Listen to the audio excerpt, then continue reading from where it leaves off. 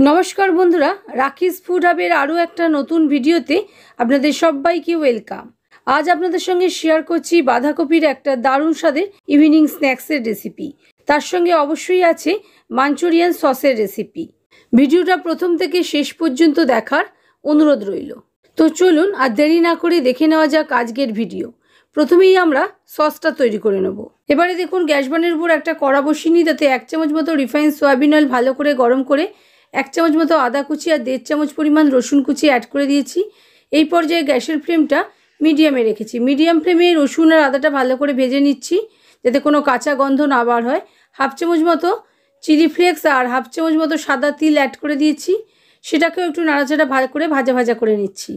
এবার 1/2 চামচ মতো রেড চিলি সস, 1/2 চামচ মতো টমেটো কেচাপ আর 1/2 চামচ মতো ভিনিগার অ্যাড করে দিয়েছি। দিয়ে সবটা নেড়েচেড়ে মিশিয়ে নিয়েছি। 1/2 চামচ মতো সয়া সস অ্যাড করে দিয়েছি। দিয়ে সবটা ভালো করে নেড়েচেড়ে মিশিয়ে নিয়ে 1/2 চামচ মতো কর্নফ্লাওয়ার হালকা করে জলে গুলে অ্যাড করে দিয়েছি। এবারে এটা সবটা ভালো করে নেড়েচেড়ে মিশিয়ে নেব। একটু জলও অ্যাড করে নিয়েছি। দেখুন আমাদের সসটা একটুখানি হালকা কালার লাগছে, সেই জন্য একটু জলও অ্যাড করলাম। 1/2 চামচ নুন অ্যাড করছি, 1/2 চামচ চিনি আর আরও 1/2 চামচ মতো সয়া সস অ্যাড করে দিয়েছি। এবার দেখুন কালারটা একদম সঠিক এসছে ডিপের আমাদের। এবার এটাকে ভালো করে 1 মিনিট মতো বয়েল করে নিতে হবে। ভালো করে নেড়েচেড়ে মিশিয়ে নিয়েছি, বয়েল এসে গেছে। এবারে গ্যাস অফ করে এটাকে রেখে দিচ্ছি ঠান্ডা হওয়ার পর। দেখুন সস আমাদের রেডি হয়ে গেছে। এবারে গ্যাসটা অফ করে রেখে দেবো। ঠান্ডা হওয়ার পর এটা খানিকটা ঘন হয়ে যাবে। এবারে দেখুন একটা বড় বাটি নিয়ে নিয়েছি, তাতে একটা বাঁধাকপির 1/4 আমি এরকম কুচি করে নিয়েছি। 2খানা মিডিয়াম সাইজের গাজর এরকম গ্রেট করে নিয়েছি। 1 চামচ মতো নুন দিয়ে প্রথমে ভালো করে একটু চটকে চটকে মেখে নেব। নুন দিয়ে মাখার ফলে গাজর আর বাঁধাকপি থেকে জল রিলিজ করবে, সেই জলেই আমরা ব্যাটারটা তৈরি করে নেব। দেখুন এরকম হাত দিয়ে কষলে কষলে মেখে নিয়েছি।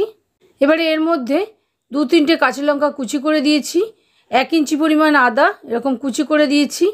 আর 10-12টা রসুনের কোয়া কুচি করে নিয়েছি। বেশ খানিকটা ধনেপাতা কুচি অ্যাড করে দিয়েছি। 1/4 চামচ গোলমরিচের গুঁড়ো, 2 চামচ মতো কর্নফ্লাওয়ার অ্যাড করে দিয়েছি। 2 চামচ মতো চালের গুঁড়ো অ্যাড করে দিয়েছি। দিয়ে সবটা ভালো করে মেখে নিচ্ছি। চালের গুঁড়ো আর কর্নফ্লাওয়ার ব্যবহার করায় রোস্টটি কিন্তু ভীষণই মুচমুচে হবে। দিয়ে সবটা ভালো করে মিশিয়ে নেব। প্রয়োজন পড়লে আবারও আমি অ্যাড করব কর্নফ্লাওয়ার আর চালের গুঁড়ো। দেখুন ভালো করে এরকমভাবে চেপে চেপে মেখে নিতে হবে। এটা খুব বেশি পাতলা করা যাবে না, বাইন্ড আসে এরকমভাবে মেখে নিতে হবে। দেখুন আমার কম মনে হচ্ছে, সেই জন্য 1 চামচ মতো কর্নফ্লাওয়ার আর 1 চামচ মতো চালের গুঁড়ো আবারও অ্যাড করে দিয়েছি। দিয়ে সবটা ভালো করে মেখে নিচ্ছি। দেখুন বাইন্ড চলে এসেছে। এবারে অল্প একটু জলও অ্যাড করে দিচ্ছি। আমি 2 চামচ মতো জল অ্যাড করলাম, বেশি জলও অ্যাড করবেন না, তাহলে আবার কর্নফ্লাওয়ার আর চালের গুঁড়োর পরিমাণ বাড়াতে হবে। দেখুন এইরকমভাবে বানিয়ে নিয়েছি। এখানে জানিয়ে রাখি আপনাদের আমার চ্যানেলে এরকম আরও অনেক ইজি স্ন্যাক্সের রেসিপি আছে। আমি ডেসক্রিপশন বক্সে লিঙ্ক অ্যাড করে দেবো, আপনারা ইচ্ছে হলে দেখতে পারেন। এবার দেখুন তাওয়া নিয়ে নিয়েছি। তাওয়াতে 2 চামচ মতো রিফাইন্ড সয়াবিন অয়েল ভালো করে গরম করে নিচ্ছি। আর পুরো তাওয়াটা জুড়ে মাখিয়েও নিয়েছি। ভালো করে গরম হওয়ার পর হাত দিয়ে এরকমভাবে বানিয়ে প্যাটির শেপে অ্যাড করে দিতে হবে। দেখুন যতগুলো ধরে আমি ততগুলো দিয়ে দিলাম। এক পিঠ একটু ভাজা হওয়ার পর আবারও উল্টে নিতে হবে। গ্যাসের ফ্লেমটা সিমে রেখে আমি এগুলো ভেজে নিচ্ছি। আর এগুলো ভাজতে খুব বেশি সময় লাগে না, কিন্তু একটু বেশি সময় ধরে ভাজবেন যাতে ভেতর পর্যন্ত খুব ভালো মতন ভাজা হয়, তাহলে এটা ভীষণই মুচমুচে হবে আর নরমও হবে। দেখুন উল্টে পাল্টে সব দিকটাই বারবার ভেজে নিচ্ছি। আপনারা এগুলো যদি আরও বেশি ক্রিস্পি করতে চান সেক্ষেত্রে আলু গ্রেটারে গ্রেট করেও অ্যাড করতে পারেন, বা অন্য যে কোনো সবজি যেটা আপনারা পছন্দ করেন সেগুলোও এর সঙ্গে দিয়ে এরকমভাবে ভেজে নিতে পারেন। মধ্যেরটা সবশেষে অ্যাড করেছিলাম, সেজন্য সবশেষে উল্টালাম। একইভাবে সবগুলো একটু সময় ধরে ভেজে এবারে তুলে নিচ্ছি।